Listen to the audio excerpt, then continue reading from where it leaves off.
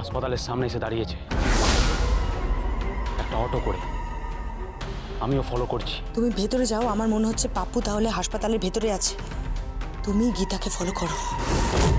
আমি যদি খুব ভুল হয়ে না থাকি তাহলে পাপ্পু ওই হসপিটালের ভেতরেই আছে। ভেতরে যাও তুমি। যাচ্ছি।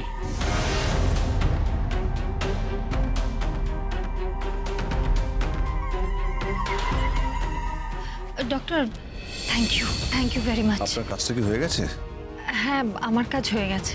আপনার কথা মতো বাচ্চাটাকে আমি অ্যাডমিশন করিয়ে নিয়েছি। ও এখানে 2 দিন থাকবে। শুধু মাথায় রাখবেন, আপনার হাতে মাত্র 2 দিন সময় আছে। এর মধ্যে আপনাকে যা কাজ করার করতে হবে। বেশ, ঠিক আছে, তাই হবে।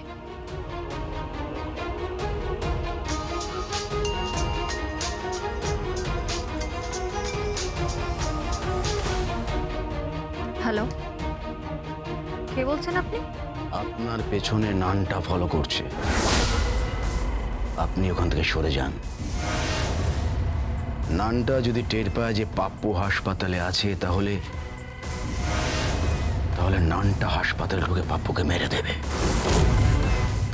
নানটা যেন বুঝতে না পারে যে পাপ্পু হাসপাতালে আছে। হ্যালো, আপনি কে বলছেন? কে বলছেন আপনি? হ্যালো,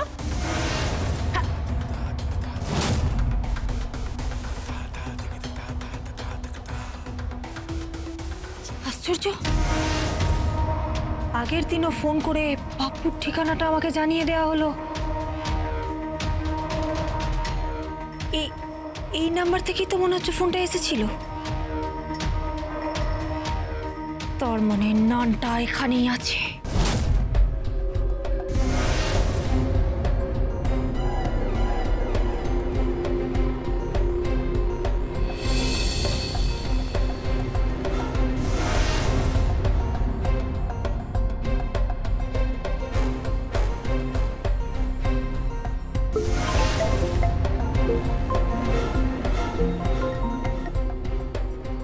হ্যালো, কি খবর?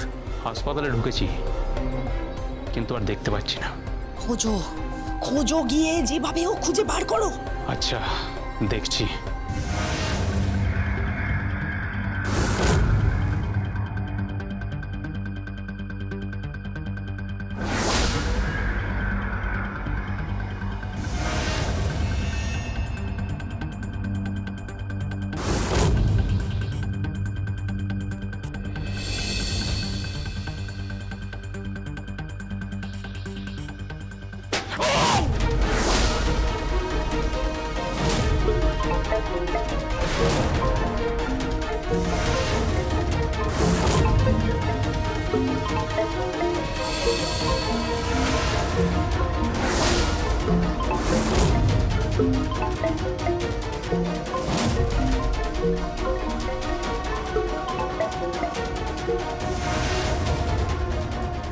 হ্যালো হ্যালো, কি খবর? ফেউ লাগিয়ে কোনো লাভ নেই। আপনার ফেউ এই মুহূর্তে মাটিতে লুটিয়ে পড়ে রয়েছে। হাসপাতালে ভর্তি করে দিই? হ্যাঁ, আর আপনি যাকে খুঁজছেন না তাকে খুঁজে পাবেন না। তাকে আপনি দেখবেন সোজা হিয়ারিং এর ডেটে। হ্যালো হ্যালো,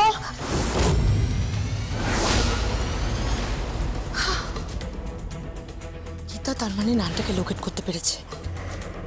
তারপর ওকে ওই হসপিটালেই মেরেছে, দিয়ে হসপিটালে ভর্তি করে দিয়েছে। তো আমার তো পাপ্পুকে চাই। যে করে হোক পাপ্পুকে খুঁজে বের করতে হবে, যে করে হোক। কিচ্ছু ভালো লাগছে না, কিচ্ছু ভালো লাগছে না। ভীষণ শূন্য লাগছে আমার। এই বাড়িটা একটা শূন্য যক্ষপুরীর মতন, আর আমার দাদা সেই যক্ষপুরীকে পাহারা দিচ্ছে। তুই কি বলতে চাইছিস? বলতে চাইছি বাড়ির লক্ষ্মী বাড়িতে নেই, সে বেরিয়ে গেছে এখান থেকে, এবং তাকে ফিরিয়ে আনার কোনো উদ্যোগ কারোর মধ্যে নেই। এই বাড়িটাকে একটা আদালত বানিয়ে তাকে চরিত্রহীনা বলে এই বাড়ি থেকে বার করে দেওয়া হলো। মানে কি হলো বলো তো? এক পক্ষে শুনানি হলো, দ্বিতীয় পক্ষে শুনানি কিন্তু হলো না। তুই যদি গীতাকে নিয়ে কথা বলিস আমি এক্ষুনি এই টেবিল ছেড়ে উঠে যাবো। থাক না এখন এসব কথা থাক। থাক না দোহাই তোমার, চুপ করো না একটুখানি। এমনিতেই দেখো দাদার শরীরটা না ভালো নেই, তুমি এসব কথা তুলো না এখন। কেন তুলবো না? কেন বলবো না? কেন কিসের জন্য বলবো না? এটা আমাদের কেমন পরিবার? এমন একটা পরিবার যেখানে বাড়ির বউয়ের কোনো সম্মান নেই, তাকে বাড়ি থেকে বার করে দেওয়া হলো, অথচ পাশে কেউ দাঁড়ালো না।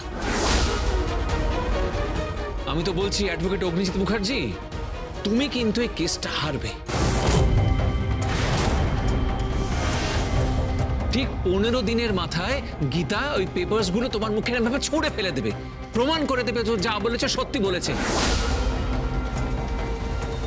আর বিষ্ণুদেবের সঙ্গে ওর যে সম্পর্কের কথা সেটা সবটা মিথ্যে, কোনো চক্রান্ত। আমি বলছি তোমাকে বড়দা। এই প্রলয়, আমাকে তুই বোঝাস না, আমাকে তুই আইনটা বোঝাস না, আর আমাকে তুই মনুষ্য চরিত্র বোঝাস না। গীতা পথভ্রষ্টা।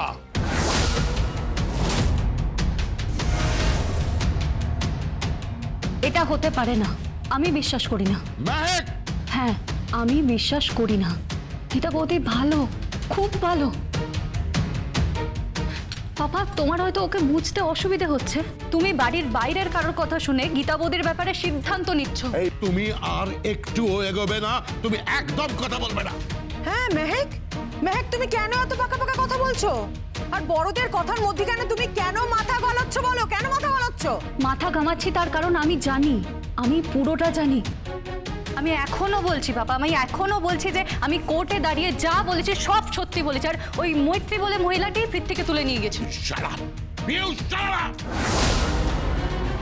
তোমার জন্য বেল পেয়ে গেছে বিষ্ণুদেব। এই কেসটা আমার হাতের মুঠোয় ছিল, এই কেসটা আমার জেতা ছিল। তোমার জন্য আমাকে আরেকটা ডেট নিতে হয়েছে, আর নেক্সট ডেটে আমি প্রমাণ করে দেবো সব মিথ্যে। পাপা, আমি মিথ্যে কথা বলিনি। মিথ্যে কথা বলেছো পাপা, আমি মিথ্যে কথা বলিনি। মেহেক, একটু আস্তে কথা বল না। মেহেক, কি স্পর্ধা! তুই তোর বাবার মুখে মুখে তর্ক করছিস। এই সব কিছু শুধুমাত্র গীতা বৌদির জন্যই হচ্ছে। ঈশা, থাক, দোহাই তোমাদের, প্লিজ এসব নিয়ে না কথা বললো না, ঝগড়া বাড়িও না, প্লিজ, বারবার বলছি। ঝগড়া তো হবে, ঝগড়া হবে। এই বাড়ির কর্তা, গুরুজন, স্বয়ং অগ্নিজিৎ মুখার্জির বিরুদ্ধে কথা হচ্ছে। ঝগড়া তো হবেই, তাই না? কে কথা বলছে? না আমার খুব শ্বশুর মশাই, আমার ননদ। উনি কি করেছেন? বলো, উত্তর দাও, কি করেছেন উনি? আমার শ্বশুর মশাই কি করেছেন? উনি যেটা করেছেন, ওনার জায়গায় অন্য কোনো শ্বশুর মশাই থাকলে ঠিক একই কাজটা করত। আমার শ্বশুর মশাই তো বলেছিলেন, হয় ঘর বেছে নাও, বর বেছে নাও, নয় বাইরেটা বেছে নাও, কেস বেছে নাও। কিন্তু ও কি করলো? ও বাইরেটা বেছে নিল, বাইরের দিকে চলে গেল, ক্লায়েন্টের দিকে চলে গেল। ও তো ঘরটা বেছে নিতে চাইলই না। তার মানে কি বোঝাচ্ছে কি? ও এই সংসারটা করতে চায় না, এই সংসারটা ওর কাছে প্রিয় নয়। এই শোনো, তুমি আর দয়া করে বড়দার কানে বিষ ঢেলো না। ও একজন পেশাদার মেয়ে, তার পেশাদারিত্বকে আমরা কখনো অসম্মান করতে পারি না। তাহলে সেই লজিকে যতক্ষণ না কেস জেতা হচ্ছে ততক্ষণ অগ্নিজিৎ মুখার্জিও বাড়ির বাইরে থাকবে, এটাই থাকা উচিত। নয়। LLB